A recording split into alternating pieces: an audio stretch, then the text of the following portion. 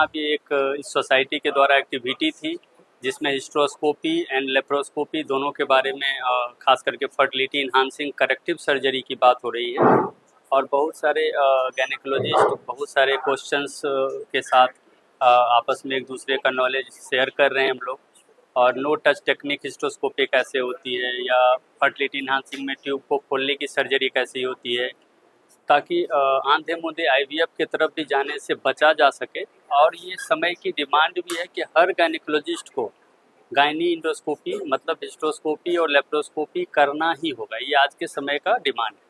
और इससे सबसे बड़ी फ़ायदा ये होती है कि मरीज को अस्पताल में 4 घंटे 6 घंटे मैक्सिमम 24 घंटे में छुट्टी हो जाती है। अगर बच्चेदानी भी निकालते हैं तो ऑपरेशन के बाद 24 घंटे में आप छुट्टी कर सकते हैं। दूसरा, खून ब्लड लॉस नहीं होता है, नेग्लिजिबल। 5 ml 10 ml जितना सैंपल के लिए लोग खून देते हैं उतना ही लॉस होता है। पेशेंट का फिटनेस बरकरार रहता है, चूँकि पेट की कटपीट नहीं होती है। जहाँ भी है वो पेंसिल के छेद के बराबर का एक अस्क्यू टाइप से करके एक छेद होता है, उसी से इंस्ट्रूमेंट जाता है और सारी सर्जरी होती है। तो ऐसे सर्जरी का फ़ायदा ये है कि अभी हर तरह की सर्जरी गायनी में जितनी भी सर्जरी होती है, चाहे सिजेरियन अगर आप छोड़ दें तो लगभग सारी, चाहे वो कैंसर हो, चाहे वो फर्टिलिटी हो या बच्चेदानी निकालना हो, सारा का सारा ऑपरेशन दूरबीन से की जाती है। चाहे हिस्ट्रोस्कोपिक दूरबीन का तो सहारा लेना पड़े या लेप्रोस्कोपिक। तो ये एक तरह से अगर कहा जाए तो ये गिफ्टेड सर्जरी है कि अगर किसी को सर्जरी की ज़रूरत है गायनी में और अगर वो दूरबीन से हो तो इससे कम ट्रॉमा में कोई और ऑपरेशन नहीं हो सकता। तो फाइनली पेशेंट को इसका सबसे बड़ा फ़ायदा है।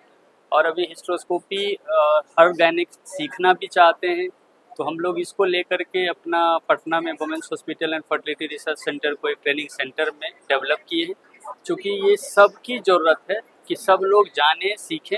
और थोड़ा सा ये इसमें हम लोग पीछे हैं, बिहार झारखंड में ये सिनेरियो थोड़ा पीछे है, तो उसको आगे बढ़ाने में हम लोग प्रयासरत हैं और वहाँ पे इसके लिए हम लोग लगातार लगे हुए हैं। फ़ायदा उस चीज़ का है कि लोग उसको अगर उपयोग में लाएंगे, हाँ थोड़ा सा लर्निंग कर्व है, लोग सीखना चाह रहे हैं। हर हमेशा बाहर जाना पड़ता था कि किसी मेट्रो में, मुंबई है, दिल्ली है, बेंगलोर है, तो उस तरह की ट्रेनिंग सेंटर बिहार झारखंड में नहीं थे। तो हमने उन लोगों ने एक छोटा सा प्रयास किया है कि नहीं, ये इस जगह पे मिले तो लोग आसानी से उस चीज़ को अवेल कर पाएंगे और आगे सीख करके पब्लिक के बीच में सर्विस देंगे। ये सब की ज़रूरत है, इसलिए हम लोग इसको आगे बढ़ाने में बहुत सफल हुए भी हैं और बहुत काम हम लोग को करना भी है।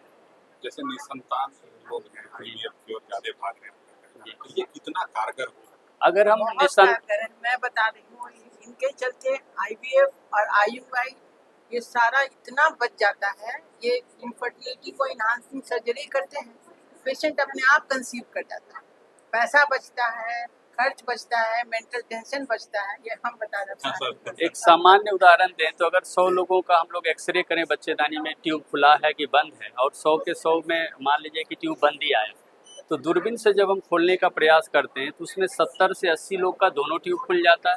10 लोग ऐसे होते जिनका एक ट्यूब खुलता, और 10 ऐसे लोग मात्र होते जिनका कोई ट्यूब नहीं खुलता।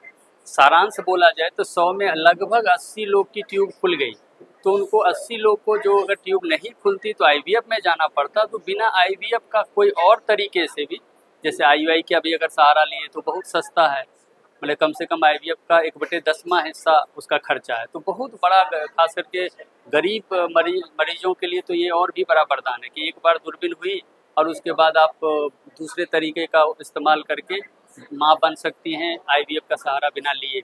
और जहाँ आईवीएफ की ज़रूरत है वहाँ उसकी ज़रूरत है ही, लेकिन उसमें आंधे मूंधे आईवीएफ से बचा जा सकता है फर्टिलिटी इन्हांसिंग सर्जरी से, जैसा मैडम ने अभी बोला। खर्च भी कम है। ऑब्वियसली खर्च एक बार आपका हुआ जो ऑपरेशन का खर्चा है वो भी बहुत कम है, बहुत ज़्यादा नहीं, बहुत कम है। अगर यही चीज़ लोग बाहर में जाके कराएं लोग तो बहुत महंगा होता है।